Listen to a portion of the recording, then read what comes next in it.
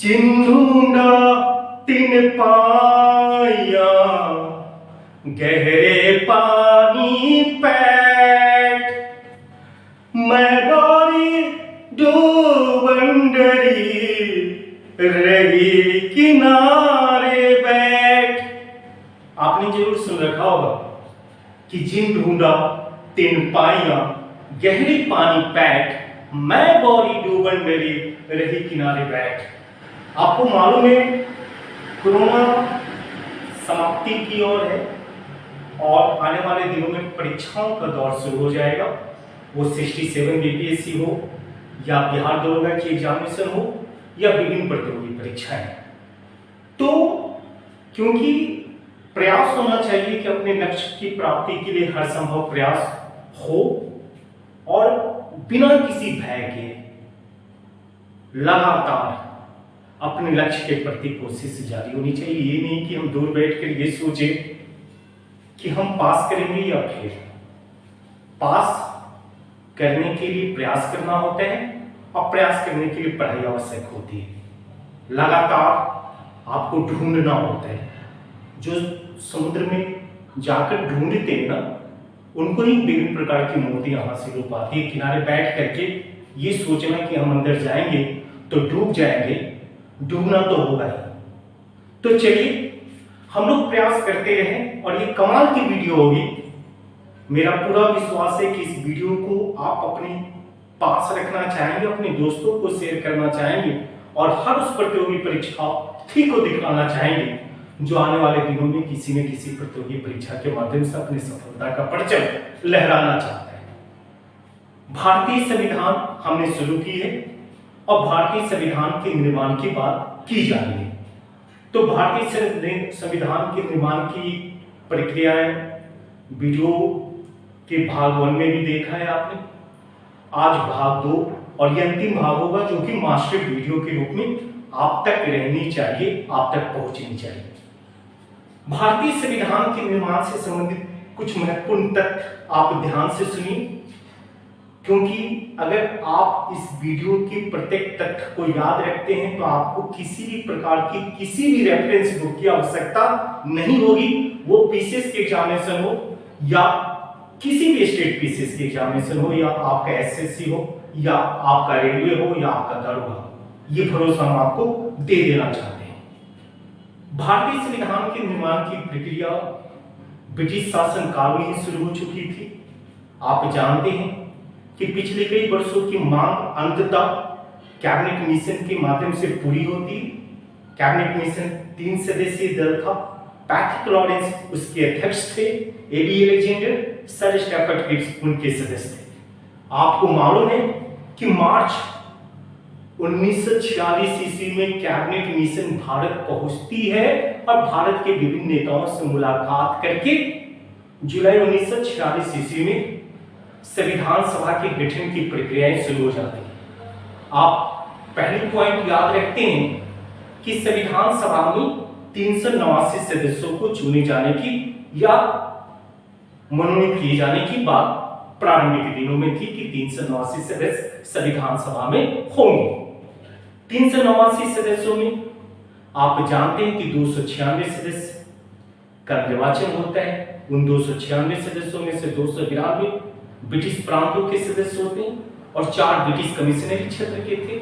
और ये 4 ब्रिटिश कमिश्नरी क्षेत्र कौन कौन सा था, उस पॉइंट को भी आप याद रखते हैं कि दिल्ली, कुर्ग भी कर्नाटक में, बलूचिस्तान की बात करते हैं और आपने ये भी देखा होगा अजमेर मारवाड़ ये एक जगह था जो राजस्थान में।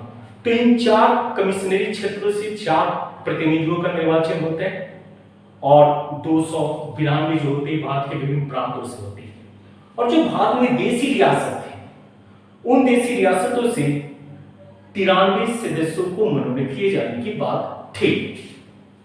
389 सदस्यों का संविधान सभा गठित हो चुकी है, लेकिन जब प्रथम बैठक होती है, जैसा कि आप जानते होंगे कि 9 दिसंबर 1946 ईस्वी को संविधान सभा की प्रथम बैठक होती है और उस बैठक में शामिल होने वाले सदस्यों की संख्या मात्र 207 है। 207 सदस्य होने के पीछे जो कारण बतलाया जाता है कि प्रथम बैठक में संविधान सभा में 389 सदस्यों की जगह अगर मात्र 207 सदस्य शामिल होते हैं तो उसके पीछे मूल कारण था मुस्लिम लीग और देसी रियासतों के सदस्यों का शामिल न होना। आप ये भी जानते हैं कि ये 9 दिसंबर 1946 ईस्वी को प्रथम बैठक होती है, दिन सोमवार थी और बैठक की शुरुआत दिन के 11 बजे हुई थी। आप ये भी जानते हैं कि प्रथम वक्ता जो थे वो जेबी कृपलानी थे और आप इस चीज को भी जानते हैं कि अस्थायी अध्यक्ष सच्चिदानंद सिन्हा जी थे और सच्चिदानंद सिन्हा जी बिहार के बक्सर जिले से संबंधित थे। आप इस चीज को जानते हैं कि डॉक्टर सच्चिदानंद सिन्हा को संविधान सभा का अध्यक्ष इसलिए चुना गया था क्योंकि संविधान सभा में शामिल होने वाले सभी सदस्यों में वो सबसे बड़े थे, सबसे सीनियर थे, सबसे बुजुर्ग थे। इस चीज को याद रखना है कि संविधान सभा के अस्थायी अध्यक्ष चुने जाने के पीछे कारण क्या थी, तो आपको याद होना चाहिए सबसे बड़े सदस्य होने के कारण उनको संविधान सभा का अस्थायी अध्यक्ष चुना गया था। आप इस चीज को याद रखते हैं कि 9 दिसंबर 1946 ईस्वी के बाद 11 दिसंबर 1946 ईस्वी को संविधान सभा की द्वितीय बैठक होती है। किस तिथि को? तो 11 दिसंबर 1946 ईस्वी को संविधान सभा की द्वितीय बैठक होती है और इसी बैठक में हमारे सारण के जीरादेई की डॉक्टर राजेंद्र प्रसाद को संविधान सभा का अध्यक्ष बनने का गौरव हासिल होता है। आप इस चीज को जानो कि हरेंद्र मुखर्जी जो होते हैं वो उपाध्यक्ष चुने जाते हैं और आप इस चीज को याद रखेंगे प्रथम बैठक के दौरान अगर 207 सदस्य थे और मुस्लिम लीग उसमें शामिल नहीं हुआ था और देसी रियासत के सदस्य भी शामिल नहीं हुए थे, तो विंस्टन चर्चिल ने यह कहा था कि संविधान सभा एक ऐसी विवाह है जिस विवाह में दुल्हा ही उपस्थित नहीं हो रहा। यानी आप देखो कि विंस्टन चर्चिल ने यह आरोप लगाया था कि संविधान सभा एक जातीय समूह के द्वारा गठित है। उन्होंने ये नहीं कहा कि हिंदू या मुस्लिम, इस टर्म का इस्तेमाल उन्होंने नहीं की विंस्टन चर्चिल, क्योंकि वो क्लीमेंट एटली से पराजित थे। क्लीमेंट एटली इंग्लैंड के प्रधानमंत्री बन चुके थे। अब विंस्टन चर्चिल आपके विपक्ष के लीडर थे, तो उन्होंने आरोप लगा दी कि संविधान सभा एक जाति विशेष की सभा और उस सभा को हम एक ऐसा विवाह कह सकते हैं जिस विवाह का दुल्हा ही अनुपस्थित हो रहा है। यानी मुस्लिम लीग के न शामिल होने को उसने संविधान सभा के असफलता के पीछे कारण साबित करने की कोशिश की है। आपको याद रखना है कुछ चीजों को। प्रथम बैठक की ये कहानी याद रखना है कि किसने कहा था कि संविधान सभा में वह विवाह हो रही है जिस विवाह का दुल्हा ही गायब है, तो आपको ये बतलाना होगा विंस्टन चर्चिल। दूसरी महत्वपूर्ण पॉइंट, 11 दिसंबर को राजेंद्र प्रसाद अस्थायी अध्यक्ष चुने गए। 13 दिसंबर 1946 ईस्वी को संविधान सभा में उद्देश्य प्रस्ताव पेश की जाती है जवाहरलाल नेहरू के द्वारा कि संविधान सभा के गठन के पीछे क्या कारण है और संविधान लिखने के पीछे हमारा क्या उद्देश्य होना चाहिए, हम किस प्रकार के भारत का निर्माण चाहते हैं और देश की आजादी के बाद भारत में रहने वाले सभी भारतीयों को हम किस प्रकार से संतुलित और संयुक्त शासन व्यवस्था दे पाएंगे। तो उन्होंने उद्देश्य प्रस्ताव पेश किया, लेकिन उद्देश्य प्रस्ताव को इसीलिए पारित नहीं किया गया आने वाले कुछ दिनों तक क्योंकि M.R. जयकर और डॉक्टर भीमराव अम्बेडकर ने कहा कि मुस्लिम लीग के सदस्य जब तक उपस्थित नहीं हो जाते किसी भी बड़े प्रस्ताव को पारित किया जाना संविधान के साथ धोखा हो सकता है, क्योंकि बहुमत पूर्णतः नहीं माना जाना चाहिए जब तक कि मुस्लिम लीग इसमें शामिल ना हो जाए। हम लोग जानते हैं कि 13 दिसंबर 1946 ईस्वी को नेहरू के द्वारा पेश की गई उद्देश्य प्रस्ताव काफी लंबी अवधि तक लंबित रही थी। उद्देश्य प्रस्ताव, उसके पीछे मूल कारण था एमआर जयकर और अंबेडकर के द्वारा ये कोशिश किया जाना कि मुस्लिम लीग के शामिल हो जाने के बाद ही इस उद्देश्य प्रस्ताव को गहन विचार विमर्श के बाद पारित की जानी उचित होगी। जैसा कि हम लोगों ने देखा है कि 21 जनवरी को मुस्लिम लीग ने यह घोषणा कर दी कि हम किसी भी स्थिति में भारतीय संविधान यानी संविधान सभा में शामिल नहीं होंगे। 21 जनवरी 1947 ईस्वी को मुस्लिम लीग के द्वारा संविधान सभा में शामिल होने से इनकार कर दिए जाने के उपरांत अंततः 22 जनवरी 1947 ईस्वी को संविधान सभा के द्वारा उद्देश्य प्रस्ताव को पारित कर दिया गया था। इस पॉइंट को आपको याद रखना है। उद्देश्य प्रस्ताव पारित कर दी जाती है किस तिथि को? तो 22 जनवरी 1947। कुछ महत्वपूर्ण पॉइंट्स आप पहले से जानते हैं और उसको हमने पहले की वीडियो में डाला भी, इसलिए आपको देखना होगा उसे भी। हमने कहा था कि 389 सदस्यों में से 296 का निर्वाचन होता है अप्रत्यक्ष मतदान पद्धति के द्वारा।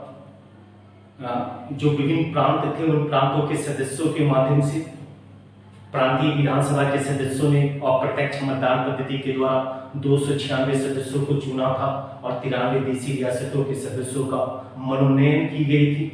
आप इस चीज को जानते हैं।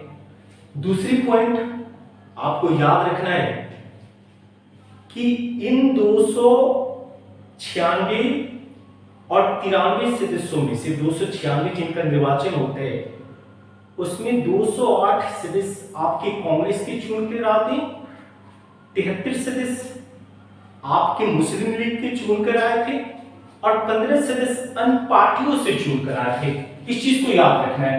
296 निर्वाचन जिन सदस्यों की होती है उनमें 208 कांग्रेस के, 73 सदस्य मुस्लिम लीग के और 15 सदस्य अन्य पार्टियों से संबंधित थे। इस प्रकार से 296 सदस्यों का पूरा आंकड़ा देख सकते हैं, 296 निर्वाचित सदस्यों का। उसके बाद ही इसको वर्गीकरण करना होगा, क्योंकि आपके परीक्षाओं में कई बार प्रश्न पूछे जाते हैं। आपको याद रखना होगा कि 389 सदस्यों में किन किन धर्म के लोगों की संख्या क्या थी। तो समान हिंदू जो थे वो आपके 213 होते, मुस्लिम आपको याद रखना होगा 79 होते, सिखों की संख्या यानी सिख समुदाय के सदस्यों की संख्या 4 होती है। आप शेड्यूल कास्ट 26 और शेड्यूल कैस्ट 33। इस प्रकार से आप इन सदस्यों को देख सकते हैं, यहां याद रखेंगे। दो चीजें आगे बढ़कर हम लोगों को याद रखने की कोशिश करनी है। आप देखो कि संविधान सभा की प्रथम बैठक, द्वितीय बैठक, तृतीय बैठक जो 13 दिसंबर 1946 ईस्वी को जिसमें उद्देश्य प्रस्ताव पेश किया गया था, उस उद्देश्य प्रस्ताव में पारित उस उद्देश्य प्रस्ताव को पेश की गई थी 13 दिसंबर 1946 ईस्वी को, उसको 22 जनवरी 1947 ईस्वी को पारित कर दी जाती है। यहां तक आप याद रखिए। उसके बाद बहुत महत्वपूर्ण पॉइंट्स उभर के आएंगे। ये मास्टर वीडियो है, आप किसी भी रेफरेंस बुक को देखने की आवश्यकता नहीं होगी। अगर इस वीडियो के सारे तथ्यों को 2 बार 3 बार ना केवल आप सुन लो बल्कि अपनी कॉपी में नोट्स भी कर लो, नोट्स भी बना लो। अब आप देखेंगे 2 महत्वपूर्ण पॉइंट्स। संविधान सभा के संवैधानिक सलाहकार के रूप में BN राव कार्य कर रहे थे। BN राव ने संविधान का प्रारूप तैयार किया था और डॉक्टर BN राव ICS अधिकारी थे, न कि संविधान सभा के सदस्य या किसी पॉलिटिकल पार्टी के मेंबर। वो इंडियन सिविल सर्विस के सदस्य थे और प्रकांड विद्वान होने के नाते, क्योंकि उन्होंने 7 देशों के संविधान का अध्ययन किया है और ये भी कहा जाता है कि बर्मा के संविधान के निर्माण में भी डॉक्टर BN राव की एक महत्वपूर्ण भूमिका रही थी। तो डॉक्टर BN राव, इस नाम को याद रखना है, संवैधानिक सलाहकार। आप इस पॉइंट को याद रखेंगे कि संवैधानिक सलाहकार कौन थे, तो डॉक्टर BN राव। काफी महत्वपूर्ण नाम है सलाहकार BN राव, BN राव। यहां 2 महत्वपूर्ण चीजें, BN राव ने संविधान के प्रारूप को तैयार किया, लेकिन उस प्रारूप पर गहन अध्ययन करने के लिए और विश्लेषण करने के लिए 29 अगस्त 1947 ईस्वी को एक प्रारूप कमेटी गठित की जाती है। प्रारूप समिति कब गठित की जाती है? 29 अगस्त 1947 ईस्वी को। काफी महत्वपूर्ण पॉइंट है और ये मास्टर वीडियो, इसमें हर पॉइंट को हम एक बार बोल देना चाहते हैं। इसके अध्यक्ष होते हैं डॉक्टर भीमराव अंबेडकर, और भीमराव अंबेडकर साहब के बारे में कुछ महत्वपूर्ण पॉइंट्स आप याद रखे होंगे। पहली महत्वपूर्ण बात कि डॉक्टर भीमराव अंबेडकर संविधान सभा के सदस्य के लिए बॉम्बे से चुनाव लड़ते हैं, हार जाते हैं। अंततः मुस्लिम लीग के सहयोग से वो बंगाल से चुनाव जीतते हैं, लेकिन बंगाल का वो हिस्सा 1947 ईस्वी में देश की आजादी के बाद पाकिस्तान में चले जाने के कारण उनकी सदस्यता समाप्त हो जाती। ऐसी परिस्थिति में डॉक्टर BN राव की सलाह पर डॉक्टर राजेंद्र प्रसाद ने बॉम्बे के, जो समय तत्कालीन प्रधानमंत्री थे, क्योंकि प्रधानमंत्री कहा जाता था, आप देखेंगे कि BJ खेर साहब को कहा कि आप बॉम्बे के किसी क्षेत्र से इनको निर्वाचित करवाने की कोशिश कीजिए, और अंततः MR जयकर ने अपने क्षेत्र को छोड़ा, जिस क्षेत्र से चुनाव लड़के अंततः डॉक्टर भीमराव अंबेडकर संविधान सभा के सदस्य बन पाए।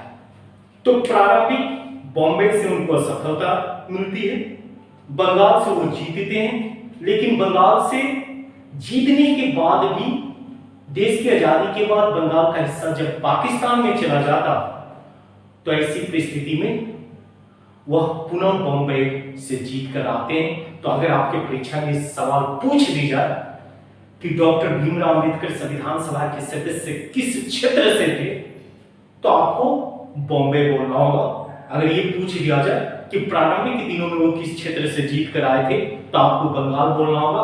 और अगर बॉम्बे ऑप्शन में नहीं रहती तो आपको बंगाल बोलनी होगी, और अगर दोनों ही ऑप्शन में रहता है तो दोनों ही आपको करना होगा। ऐसा बीपीएससी में, क्योंकि 5 देखते होंगे कि ऑप्शन की संख्या 5 हो जाती है, इस कारण से थोड़े कंफ्यूजन को दूर करके आप सवालों का हल सरलतापूर्वक कर सकते हैं। अब आगे देखो, डॉक्टर भीमराव अंबेडकर अध्यक्ष हो चुके हैं और इसके 6 सदस्यों का नाम आपको याद होगा। आप जानते हैं अल्लादी कृष्ण स्वामी अयंगर की बात करते हैं, अय्यर की अल्लादी कृष्ण स्वामी अय्यर, N गोपाल स्वामी अयंगर की बात करते हैं, कन्हैयालाल मानिकलाल मुंशी की बात करते हैं। आपने देखा होगा किस प्रकार से आपने मोहम्मद सादुल्ला की बात करते हैं, आपने किस प्रकार से याद किया होगा कि टी कृष्णाचार्य की बात की जाती है, एन माधवाचार्य की बात करते हैं। ये लोग सदस्य थे प्रारूप समिति के। आपके एग्जाम में सवाल पूछा गया है कई बार कि निम्नलिखित में से कौन सा सदस्य प्रारूप समिति का सदस्य नहीं था। तब आप इन 7 नामों को याद रख पाएंगे, तो किसी अन्य नाम को आप प्रारूप समिति में शामिल नहीं करेंगे। 2 चीजें आती हैं। प्रारूप समिति का एक मूल नाम होता है हिंदी में, जिसको आप लोग कहते हो पांडुलेखन समिति। तो ये पांडुलेखन समिति, ड्राफ्टिंग कमेटी या प्रारूप समिति, इन तीनों ही नामों को याद रखनी है। नहीं तो किसी एग्जामिनेशन में अगर ये पूछ दी जाए कि पांडुलेखन समिति के अध्यक्ष कौन थे, तो आप इस चीज को शायद न बना पाए, यह सोचकर कि ड्राफ्टिंग कमेटी और प्रारूप समिति तो याद था, लेकिन पांडुलेखन समिति आपको याद नहीं थी। अब दो चीजें आगे बढ़ते हैं हम लोग। आप देख चुके हो कि 2-3 महत्वपूर्ण पॉइंट्स याद रखने की कोशिश होनी चाहिए। पहले आपको याद होना चाहिए कि प्रारूप समिति के सदस्यों के द्वारा डॉक्टर BN राव के द्वारा बनाए गए प्रारूप पर गहन विचार विमर्श होती है और वाचन की प्रक्रिया शुरू होती है। 3 वाचन, आपको इस चीज को याद रखना होगा। आप देखेंगे कि प्रारूप पर 3 वाचन होता है और सवाल आपसे पूछे जा सकते हैं, प्रथम वाचन कब से कब तक? तो याद होनी चाहिए 4 नवंबर 1948 से 9 नवंबर 1948 तक। द्वितीय वाचन आपको याद होनी चाहिए, वह होती है आपको 15 नवंबर 1948 से 17 अक्टूबर 1949 तक। और तृतीय वाचन प्रक्रिया पूरी होती है, तृतीय वाचन वह होती है आपको 14 नवंबर 1949 को शुरू होते हैं और अंततः 26 नवंबर 1949 ईस्वी को समाप्त हो जाती है। और उसी दिन भारतीय संविधान को आंशिक रूप से स्वीकार कर लिया जाता है। हम भारत के लोग, आप लोगों ने सुना होगा कि आज 26 नवंबर 1949, तो जो आपको याद होना चाहिए कि 26 नवंबर 1949 ईस्वी को आंशिक रूप से संविधान सभा के द्वारा संविधान को स्वीकार कर दी जाती है। लेकिन इसके पहले कुछ महत्वपूर्ण तथ्य हैं जिनको आपको याद रखना ही होगा, और वो कौन कौन से तथ्य हैं उनको आपको देखना है और याद रखने की कोशिश करनी है। आप देखोगे हम लोग 2 चीजों की बात करते हैं। संविधान सभा में प्रारंभिक सदस्यों की संख्या 207 थी, इसके पीछे हमने कारण बदला। आपको याद रखना होगा कि जब 21 जनवरी 1947 ईस्वी को संविधान सभा में पूर्णतः नहीं शामिल होने की घोषणा मुस्लिम लीग के द्वारा कर दी जाती है, तो सदस्यों की संख्या घट जाती है। यानी मान लिया जाता है कि अब मुस्लिम लीग के सदस्य उसमें शामिल नहीं रहेंगे, तो जो 389 सदस्य पूर्णतः बनाए गए थे, उन 389 सदस्यों में से मुस्लिम लीग के सदस्यों को हटाने के बाद सदस्यों की संख्या 324 हो जाती है। यानी प्रारंभिक सदस्यों की संख्या 389, मुस्लिम लीग के द्वारा इनकार कर दिए जाने के बाद सदस्यों की संख्या 324, और 15 अगस्त 1947 ईस्वी को देश की आजादी के बाद घटकर सदस्यों की संख्या रह जाती है 299, और अंततः संविधान सभा की जब अंतिम बैठक होती है 24 जनवरी 1950 ईस्वी को, तो संविधान पर हस्ताक्षर करने वाले सदस्यों की संख्या मात्र थी 284। 2 चीजें उभर के आती हैं। आपका सवाल यहां उभर के आ सकता है कि सर 389 अगर प्रारंभिक सदस्यों की संख्या थी, अब मुस्लिम लीग के सदस्यों को उसमें से हटा दी जाए, क्योंकि मुस्लिम लीग ने जब इनकार कर दिया तो सदस्यों की संख्या 389 में अगर मुस्लिम लीग के सदस्यों की संख्या 73 है, तो 6 और 316 सदस्य होने चाहिए, तो आप 324 क्यों बोल रहे? तो इसके पीछे कारण यह था कि मुस्लिम लीग ने इनकार कर दिया संविधान सभा में शामिल होने से, लेकिन उसके कुछ मेंबर्स ने संविधान सभा का बहिष्कार करने से बिल्कुल मना कर दी। उन्होंने बोला कि हम आपकी पार्टी के सदस्य जरूर हैं, लेकिन हम संविधान सभा जो कि देश के संविधान के लिए निर्मित हुई है उसका हम निरादर नहीं कर सकते, हम उसका बहिष्कार नहीं कर सकते। जैसे कि आपने देखा होगा प्रारूप समिति में कई एक पीसीएस में एक क्वेश्चन भी था कि प्रारूप समिति के 7 सदस्यों में कौन सदस्य मूलतः कांग्रेस के मेंबर थे। आपको याद होना चाहिए कि 7 सदस्य में मोहम्मद सादुल्लाह पूर्व में मुस्लिम लीग के ही सदस्य थे, लेकिन उन्होंने मुस्लिम लीग के बहिष्कार को खारिज कर दी और संविधान के निर्माण में सहयोग देना जारी रखा। तो मोहम्मद सादुल्लाह को हटाने के बाद जो 6 मेंबर थे वो किसी न किसी वक्त कांग्रेस के साथ जरूर रहे, लेकिन राजनेता के रूप में उसमें केवल एकमात्र थे कन्हैयालाल मानिकलाल मुंशी, के मुंशी। तो के मुंशी ही प्रारूप समिति के एकमात्र ऐसे सदस्य बतलाए जा सकते जो कांग्रेस से संबंधित थे, क्योंकि ये कहा गया है कि कांग्रेस ने अगर 208 सीटें जीती थी तो उन 208 सीटें में 30 सीटें ऐसी थी जो भारत के विभिन्न क्षेत्रों के अति महत्वपूर्ण लोगों को कांग्रेस ने शामिल किया था। जिस प्रकार से राज्यसभा में कई सारे ऐसे मेंबर शामिल किए जाते हैं जो अपने अपने क्षेत्र के अति विशिष्ट होते हैं, उसी प्रकार से कांग्रेस ने राजनेताओं से अलग कुछ महत्वपूर्ण उद्योगपतियों को, कुछ शिक्षाविदों को, कुछ न्यायाधीशों को कांग्रेस में शामिल की थी। और इस कारण से जो प्रारूप समिति के 6 सदस्य कांग्रेस से संबंधित जरूर है, लेकिन मुख्य रूप से एक ही राजनेता है उसमें, कन्हैयालाल मानिकलाल मुंशी। इस चीज को भी आपको याद रखना होगा। अब आप आगे देखो, आप देख रहे हैं यहां पे 2 पॉइंट आपको याद होंगे कि प्रारंभिक दिनों में सदस्यों की संख्या 389 थी। मुस्लिम लीग के बहिष्कार करने के बाद सदस्यों की संख्या 324 हो जाती है। आपका ये संशय भी समाप्त हो जाता है कि 316 होनी चाहिए थी, तो नहीं, 316 जरूर होनी चाहिए थी, लेकिन कुछ मुस्लिम लीग के सदस्य ने संविधान सभा का बहिष्कार नहीं किया था, इस कारण से सदस्यों की संख्या 324 थी। देश की आजादी के बाद जब सदस्यों की संख्या घट जाती, क्योंकि कुछ सदस्य आपके पाकिस्तान चले ही जाते क्षेत्र, और ऐसे कारण से 299 हो जाती है देश की आजादी के बाद।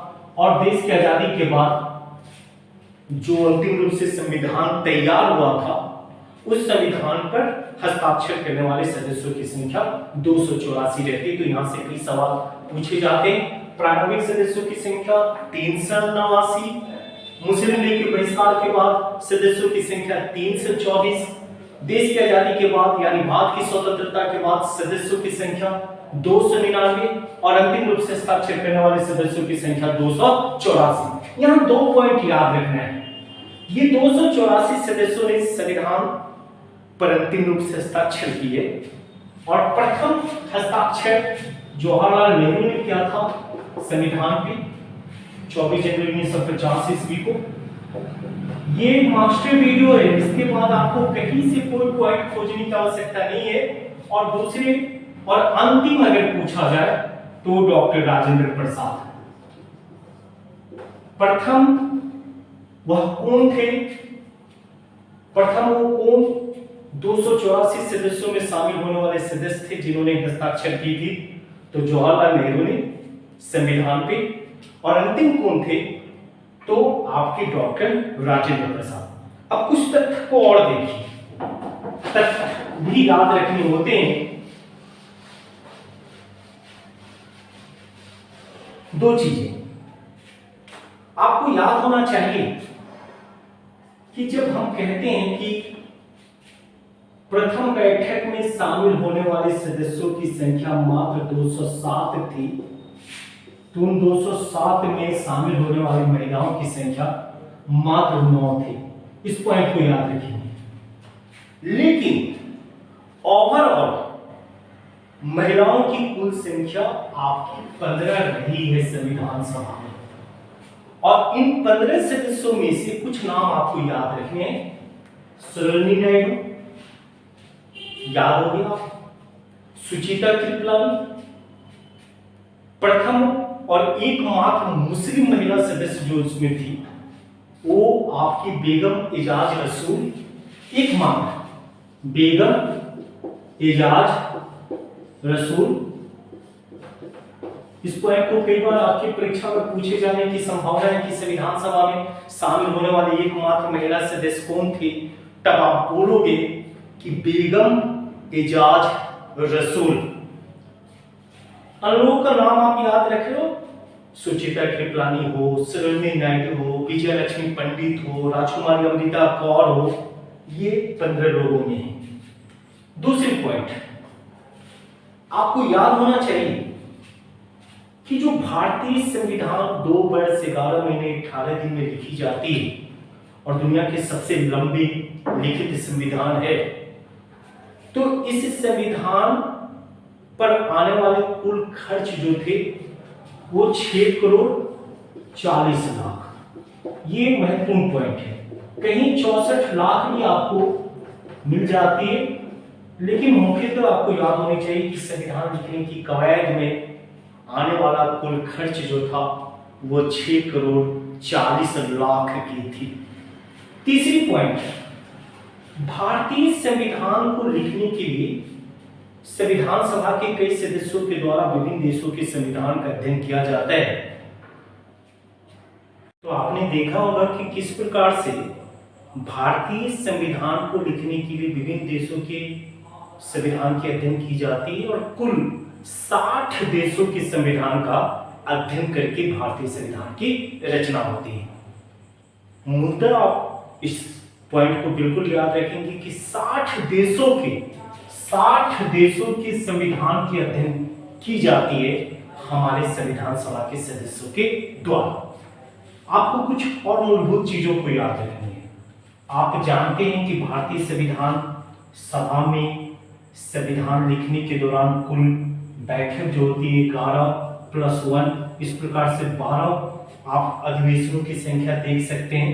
और उन 12 अधिवेशनों में 12वां अधिवेशन 24 जनवरी 1950 ईस्वी को होती है। अंतिम जो आपको बैठक का दौर चला था उसको आपको याद रखना है। इस प्रकार से अधिवेशन की कुल संख्या कितनी होती है, तो 12 होती है। इस चीज को याद रखिए। अब इस चीज को भी याद रखना है कि भारतीय संविधान लिखने के क्रम में कुल 7635 संशोधन प्रस्ताव पेश किए गए थे संविधान सभा के सदस्यों के द्वारा, जिसमें से 2447 संशोधन प्रस्ताव को स्वीकार किया गया था और उस पर गहन विश्लेषण भी हुई थी। इस पॉइंट को भी आपको याद रखना है। आपको कुछ और महत्वपूर्ण तथ्यों को याद रखना है। आप देखो कि 26 नवंबर 1949 ईस्वी को संविधान लिख करके तैयार हो गई है और उस दिन 15 आपके अनुच्छेदों को तत्काल प्रभाव से लागू कर दी जाती है। और उन 15 अनुच्छेदों को आप विभिन्न क्षेत्रों से देखेंगे, लेकिन आपके बड़े एग्जामिनेशन में क्वेश्चन ये भी पूछा जाता है कि जो 26 नवंबर 1949 ईस्वी को तत्काल प्रभाव से अनुच्छेद लागू किए गए थे, उन अनुच्छेदों की संख्या कितनी थी, तो आप 16 कह सकते हो। 16 इसलिए कहा जाना ज्यादा उचित है क्योंकि 16वां अनुच्छेद आपका अनुच्छेद 394 था, जिसमें ये मेंशन है कि अनुच्छेद 394 के अंतर्गत 15 अनुच्छेद तत्काल प्रभाव से आज संविधान सभा के द्वारा लागू कर दी जाती है। 26 नवंबर 1949 ईस्वी को तत्काल प्रभाव से आंशिक संविधान लागू हो जाती है। लागू होने वाले अनुच्छेदों की संख्या 16 होती है और 16 अनुच्छेद किन किन क्षेत्रों से हैं, इसको भी याद रखने की कोशिश होनी चाहिए। आप देखेंगे कि वे 16 अनुच्छेद किन क्षेत्रों से ली गई है। तो पहली महत्वपूर्ण बात आप देखोगे नागरिकता से संबंधित आपके अनुच्छेद हैं और नागरिकता से संबंधित अनुच्छेद 5 से लेकर 9 तक। फिर आप देखोगे कि राष्ट्रपति के शपथ की बात की जाती है। शपथ संबंधी बात जो होती है अनुच्छेद 60 में है। फिर आपने निर्वाचन आयोग की बात करते हैं तो निर्वाचन आयोग से संबंधित जो अनुच्छेद है 324 से लेकर 329 तक उसको तत्काल प्रभाव से लागू कर दिया गया था। फिर आप देखोगे कि अनुच्छेद 366, अनुच्छेद 367 इन चीजों को भी तत्काल प्रभाव से लागू कर दी जाती है। आप इस चीज को देखोगे। फिर अनुच्छेद 380 जो थी उसको भी लागू किया गया था। अनुच्छेद 380 जो है वो अंतरिम राष्ट्रपति संबंधित प्रावधानों का उल्लेख करता था। तो इस प्रकार से आपको याद होने चाहिए। उसके बाद आपको 394 भी याद रखना है कि 394 अनुच्छेद के माध्यम से ही आपके 15 अनुच्छेदों को लागू कर दी गई थी तत्काल प्रभाव से 26 नवंबर 1949 ईस्वी को। और इस कारण से 26 नवंबर को पूर्व में विधि दिवस के रूप में आयोजित किया जाता था, लेकिन बाद में डॉक्टर अंबेडकर की 125वीं जयंती जब मनाई जा रही थी तो उस दिन से अभी आपके देश में संविधान दिवस के रूप में 26 नवंबर को आयोजित किया जाता है। तो आपको याद रखना होगा कि भारत में संविधान दिवस किस तिथि को मनाई जाती है। तो संविधान दिवस जो है पूर्व में विधि दिवस थी, लेकिन वर्तमान में आपके वो संविधान दिवस हो जाती है 26 नवंबर प्रत्येक वर्ष। दो चीजें आप कुछ तथ्यों को याद रखिए। आप भारत के संविधान में यानी जो भारतीय संविधान है उसका टाइटल क्या है, उसको किस शीर्षक से परिभाषित की जाती है। तो आप देखोगे कि जो संविधान है भारत की, उसमें भारत का संविधान शीर्षक भी है, यानी हमारे संविधान का शीर्षक भारत का संविधान है। और इस चीज का उल्लेख जो है अनुच्छेद 393 में मिलती है। 393 अनुच्छेद आपकी यूपीएससी की क्वेश्चन में पूछी भी गई है कि किस अनुच्छेद के अंतर्गत संविधान का शीर्षक निरूपित होता है। तो अनुच्छेद 393 के अंतर्गत संविधान का शीर्षक निरूपित होता है, और वो शीर्षक क्या है, वो भारत का संविधान। इस पॉइंट को भी याद रखेंगे। उसके बाद कुछ और महत्वपूर्ण पॉइंट्स को आपको याद रखने की कोशिश करनी है।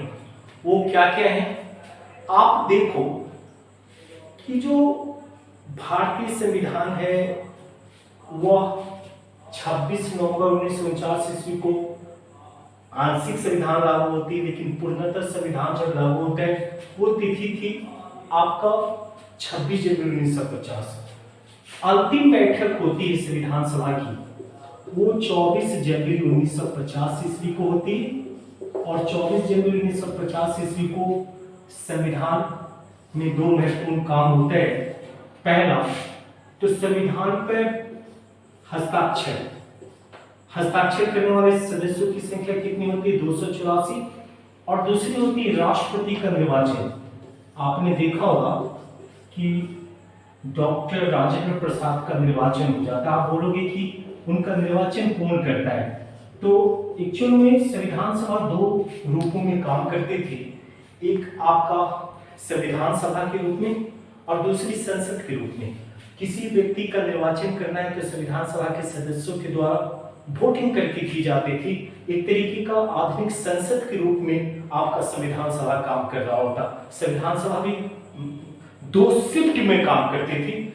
सुबह के वक्त वो आपकी संविधान सभा के रूप में और शाम के समय जो होती थी वो संसद के रूप में। और आप जानते होंगे कि संसद के जिस प्रकार से अध्यक्ष होते थे जीवी मावलंकर, गणेश वासुदेव मावलंकर संविधान सभा की संसद की अध्यक्षता करते थे। और उसी संसद के द्वारा आपके राष्ट्रपति का निर्वाचन होता है। डॉक्टर राजेंद्र प्रसाद भारत के प्रथम राष्ट्रपति के रूप में निर्वाचित होते हैं 24 जनवरी 1950 ईस्वी को। इस पॉइंट को भी याद रखना है। और संविधान पर हस्ताक्षर होती है किस तिथि को, तो अंतिम बैठक 24 जनवरी 1950 ईस्वी को।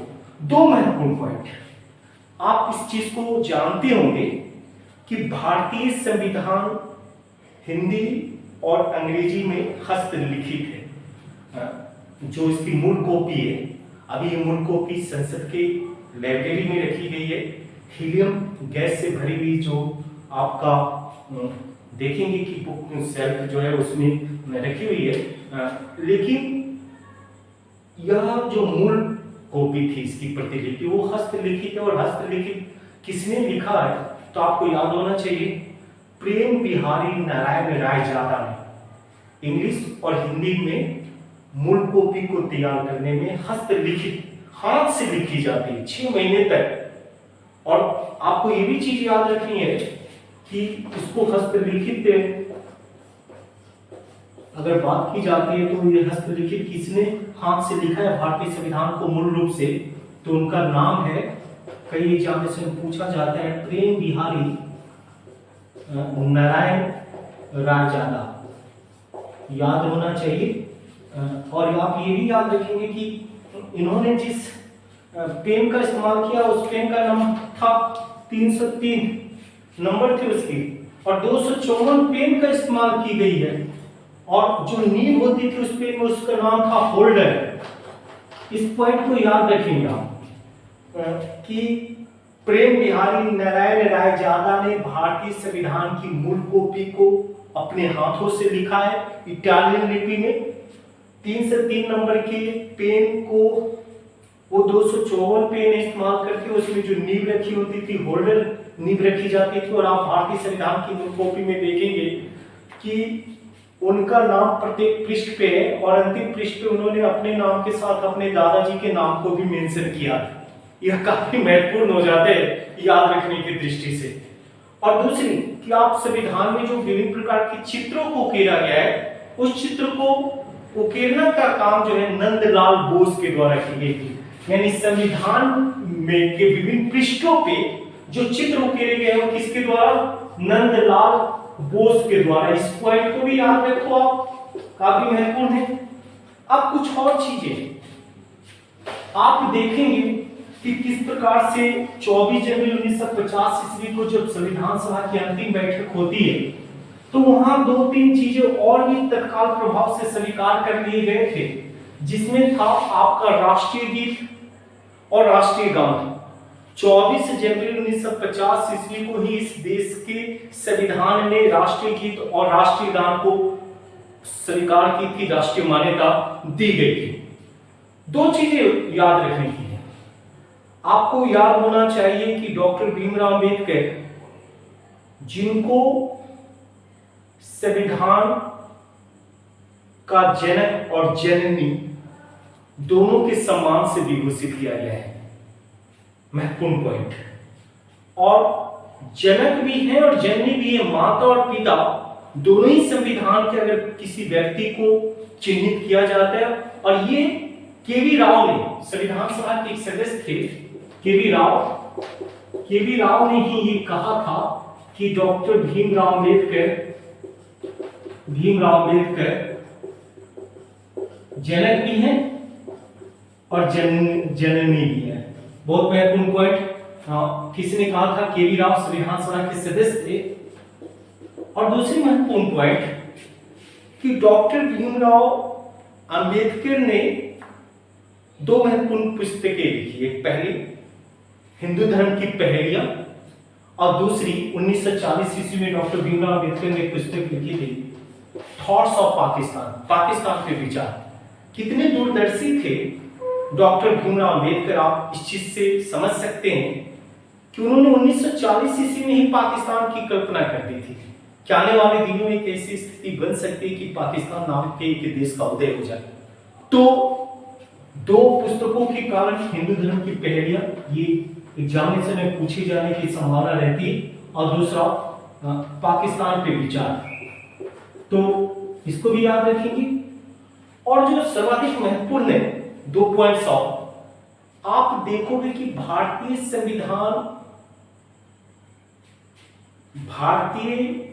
संविधान के आधुनिक मनु के रूप में डॉक्टर भीमराव अंबेडकर को चिन्हित किया जाता है। आप जानते होंगे कि प्राचीन काल में मनुस्मृति का उल्लेख मिलती है, और मनुस्मृति में 4 वर्ण की बात की जाती है कि किस प्रकार से ब्राह्मण, क्षत्रिय, वैश्य और शूद्र की परिकल्पना की गई है। लेकिन आज अखंड भारत जिसमें विभिन्नताएं हैं, उस विभिन्नता वाले देश को एक संयमित और संतुलित नजरिया देने का काम हमारे डॉक्टर अंबेडकर के द्वारा दी जाती है। इसीलिए भारत का आधुनिक मनु के रूप में डॉक्टर अंबेडकर को याद रखते हैं। इस चीज को भी याद रखेंगे आप। 2 चीजें और सर्वाधिक महत्वपूर्ण है कि संविधान सभा में कुल जो बैठकों की संख्या थी वो 165 थी, और उन 165 में डॉक्टर राजेंद्र प्रसाद ने कुल 164 बैठकों की अध्यक्षता की थी, क्योंकि प्रथम बैठक की अध्यक्षता डॉक्टर सच्चिदानंद सिन्हा ने किया था। एक सवाल बार-बार बच्चों के द्वारा पूछ दिया जाता कि भारतीय संविधान सभा की कुल कितनी बैठकों की अध्यक्षता डॉक्टर राजेंद्र प्रसाद के द्वारा की गई थी, तो डॉक्टर राजेंद्र प्रसाद ने कुल 164 बैठकों की अध्यक्षता की थी। प्रथम बैठक की अध्यक्षता डॉक्टर सच्चिदानंद सिन्हा के द्वारा किया गया था। 2 पॉइंट और भी उभर के आते हैं आपको जो याद रखने। आप जानते होंगे कि पूछा यही जाता है कि किसने ये कहा था कि जिस संविधान सभा के माध्यम से संविधान की रचना हुई, वो संविधान सभा केवल हिंदुओं की एक सभा थी, एक संगठन थी। इस चीज को साइमन ने, लॉर्ड साइमन ने, जो साइमन कमीशन 1927 ईस्वी की अध्यक्षता जिस साइमन ने किया था, उस साइमन ने इस बात को कहा था आलोचनात्मक दृष्टिकोण से कि संविधान सभा केवल हिंदुओं का संगठन है, जो कि बिल्कुल गलत थे। आप मोहम्मद सादुल्लाह का नाम जानते हैं, मुसल्क महानी का नाम जानते हैं, एक कई लोग ऐसे थे, या बेगम एजाज रसूल के नाम जानते हैं। ये लोग, कई लोग ऐसे थे जो संविधान सभा में मुस्लिम से भी थे, सिख से भी थे, अलग अलग धर्म विशेष के भी लोग थे। आपको 2 पॉइंट और भी याद रखना है। आप सुन चुके हैं कि संविधान लिखने के दौरान 13 महत्वपूर्ण समितियों का निर्माण होती है। अलग अलग समितियां थी, झंडा समिति, अल्पसंख्यक अधिकार समिति, संघ अधिकार समिति, राज्य अधिकार समिति, अनुवादक समिति, और उन समितियों की अलग अलग लोगों के द्वारा अध्यक्षता की जाती, जिसको आपको याद रखने की कोशिश करनी। जैसे संघ अधिकार समिति की अध्यक्षता आपके जवाहरलाल नेहरू ने करते हैं, तो राज्य अधिकार समिति की अध्यक्षता सरदार वल्लभ भाई पटेल करते हैं, अनुवादक समिति की अध्यक्षता डॉक्टर राजेंद्र प्रसाद करते हैं। इन तथ्यों को भी संविधान के निर्माण में याद रखी जाती है। 2 पॉइंट और उभर के आते हैं, आपको याद रखना है। आप जानते हैं कि संविधान ये कहता है कि देश में संविधान में संशोधन संसद के माध्यम से की जा सकती है।